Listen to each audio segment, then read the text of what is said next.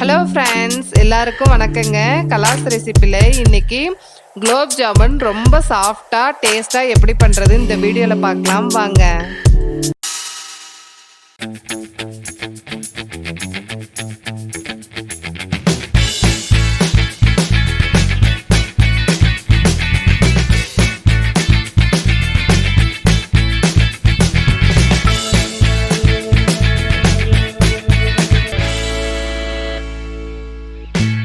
First சக்கரை பாகு காய்ச்சிடலாம்.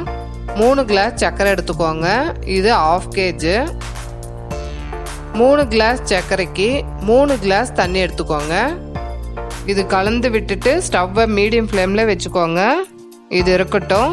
அதுக்குள்ளே குலோப் ஜாமுன் மாவை ரெடி பண்ணிட்டு வந்துடலாம். நான் எம்டிஆர் குலோப் ஜாமுன் பாக்கெட் ஒன்று எடுத்திருக்கேன்.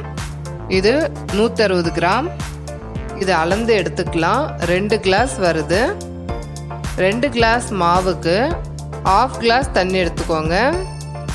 இதை கலந்து விட்டுட்டு கொஞ்சம் கொஞ்சமாக தண்ணி சேர்த்து நல்லா பிசைஞ்சுக்கோங்க. இந்த மாவு பிசையறதுக்கு ஃபிங்கர்ஸ் மட்டும்தாங்க யூஸ் பண்ணணும், அப்போ தான் சாஃப்டாக வரும்.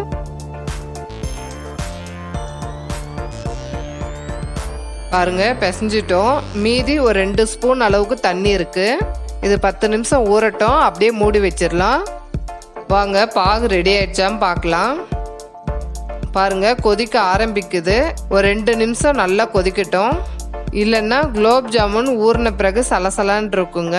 2 நிமிஷம் கொதித்த பிறகு ஸ்டவ்வை ஆஃப் பண்ணிடுங்க. ஒரு 3 ஏலக்காய் தட்டி இதில் போட்டுடலாம். இது இருக்கட்டும். எண்ணெய் ஹீட் ஆகிட்டு இருக்கட்டும். அதுக்குள்ளே உருண்டை பிடிச்சிட்டு வந்துடலாம். 10 நிமிஷம் ஆயிடுச்சு. மாவு நல்லா ஊறிடுச்சு. இந்த மாவை ஓப்பன் பண்ணிவிட்டு நடுவில் இருக்க மாவை கொஞ்சம் கொஞ்சமாக எடுத்து உருண்டை பிடிங்க. நடுவில் இருக்க மாவு ரொம்ப சாஃப்டாக இருக்குங்க. கொஞ்சம் மாவு எடுத்து உள்ளங்கையில் குறுகலாக வச்சுக்கோங்க.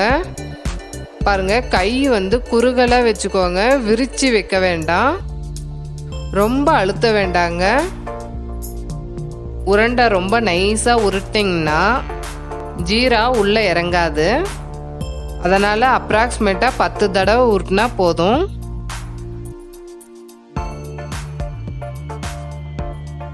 பாருங்க, பிடிச்சிட்டோம். இதை ஃப்ரை பண்ணிடலாம். வெளி மாவு கொஞ்சம் காஞ்சி இருந்ததுன்னா லைட்டாக பிசைஞ்சு மூடி வச்சுட்டு ஒரு 5 நிமிஷம் கழித்து திரும்ப உள்ளே இருக்க மாவு எடுத்து உருண்டை பிடிங்க. ரொம்ப நல்லாயிருக்கும். எனக்கு 25 உருண்டை வந்ததுங்க. எண்ணெய் காஞ்சி இருக்கணும். ஃபுல்லாக ஃப்ரை பண்ணி எடுக்கிற வரைக்கும் ஸ்டவ்வை லோ ஃப்ளேம்லேயே வச்சுக்கோங்க. அப்போ தாங்க உள்ளாரையும் வெளியும் ஃபுல்லாக ஃப்ரை ஆகும். பக்கத்தில் இருந்து கலந்து விட்டுக்கிட்டே இருங்க. பாருங்கள், கலர் நல்லா சேஞ்ச் ஆகிடுச்சு. இப்போ இதை எடுத்துடலாம். இதே மாதிரி எல்லாத்தையும் ஃப்ரை பண்ணி எடுத்துருங்க. பாருங்கள், எல்லாத்தையும் ஃப்ரை பண்ணிட்டோம். இது ஜீராவில் போட்டுடலாம். ஃப்ரை பண்ண குலோப் ஜாமுன் பாதி ஆறின பிறகு சக்கரை பாகில் போடுங்க. 2ல் ஏதாவது ஒன்று தாங்க சூடாக இருக்கணும். 8 மணி நேரம் ஊறின பிறகு எடுத்திருக்கேன். ஊறின பிறகு எவ்வளோ சாஃப்டாக இருக்குன்னு வாங்க கட் பண்ணி காட்டுறேன்.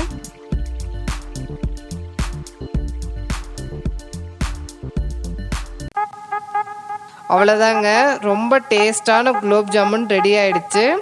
இதை நீங்கள் ட்ரை பண்ணி பார்த்துட்டு உங்களுடைய கமெண்ட்ஸை எனக்கு ஷேர் பண்ணுங்கள். இந்த வீடியோ உங்களுக்கு பிடிச்சிருந்ததுன்னா கலாஸ் ரெசிபிக்கு சப்ஸ்கிரைப் பண்ணுங்கள். பெல் ஐக்கானை கிளிக் பண்ண மறந்துடாதீங்க.